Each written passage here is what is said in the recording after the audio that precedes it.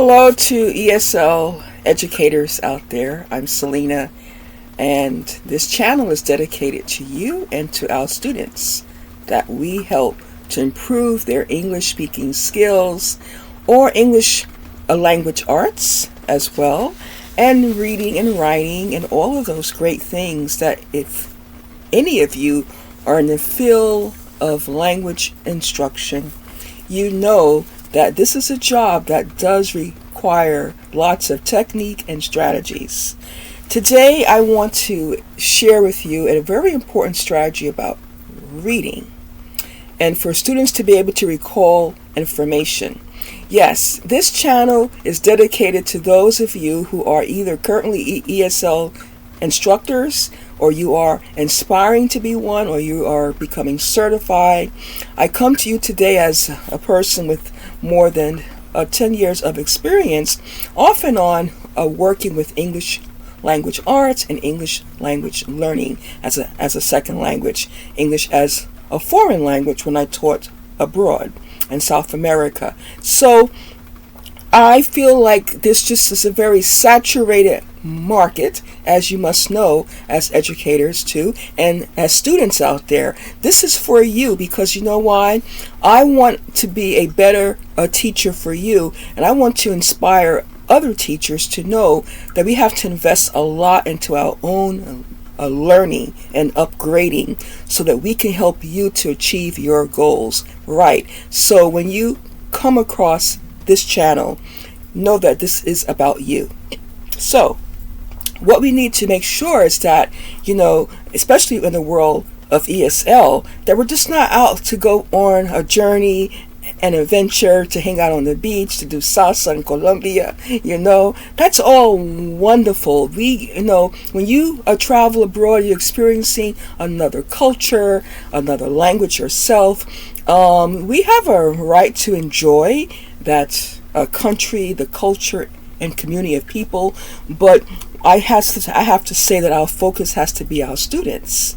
I mean, we signed up and committed to a position a year or so or more that we are saying that we're going to help this country by helping its population to reach its goal, and especially with young people to improve their skills in English. Why?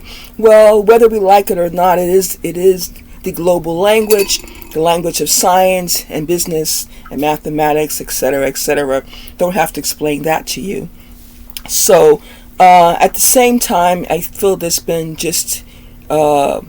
it's just become so saturated, and a lot of times students are not really learning the way that they should, and not because there's not great, wonderful, and educated teachers out there, but I think sometimes too that this is something that has been really hard for I would say, the world of English instruction to really find how can I say it? Really find a perfect way to convey how to learn a language. There are different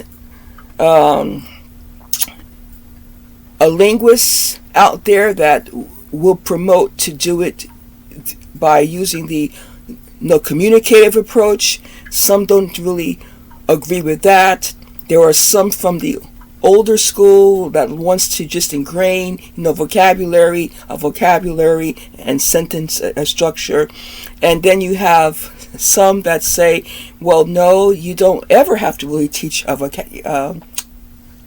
grammar and vocabulary. Just let students do tasks that involves vocabulary and grammar. I think it's all true. I think that there's just not one strategy, but I believe that we can find the best strategies and to pull from those, then we can make this more cohesive and come up with a plan that works for the most part. Nothing's perfect. It's all trial and error too, but at least let's have the passion and the desire to upgrade our skills, and it's ongoing. so that we can be up to date and current on how to support our students in their learning. So let's look at really reading, okay? Reading strategies are of interest for what they reveal about the way readers manage their interaction and written texts, and how these strategies are related to text comprehension. Research in second language reading suggests that learners use a variety of strategies to assist them with acquisition, that's learning the language, storage, how it's stored in our memory, and retrieval, being able to recall information. Strategies are defined as learning techniques, behaviors, problem solving, or study skills which make learning more effective and efficient. In the context of second language learning, a distinction can be made between strategies and making learning more effective versus strategies that improve comprehension. So let's backtrack a little bit. Reading can be overlooked a lot when we're trying to get our students to improve their speaking skills and, writing skills, okay, and listening skills. Reading is so essential whether you are learning a new language or you're trying to improve your own language, your first language. Because when we read, it's like we're putting this information in a database. And once that information gets stored in, we can retrieve it. But reading cannot just be a child sitting there for a while reading a text all the time alone. Reading needs to be grouped. So what we need to have are reading groups. And as educators, we should be able to assess and see where all of our students are in their reading. Let's assign them in groups based on their levels. However, I say it's always good to have someone in each group who is reading on a higher standard, a higher level of reading, so they can also be a help and a mentor to others. So we want to have students in groups so that they can read a portion of text and then stop and analyze it and discuss it, and be able to discuss it amongst each other critically and make sure they're using higher thinking skills. And this is also very important for English language learners from the lowest beginning up until the most advanced. Make sure when they are reading, they are taking out chunks of information and text. They don't need to speed and rush and get through the entire book. You have to realize that English language learners, just like if you're speaking your first language, reading takes time to comprehend. But it can't just be about comprehension.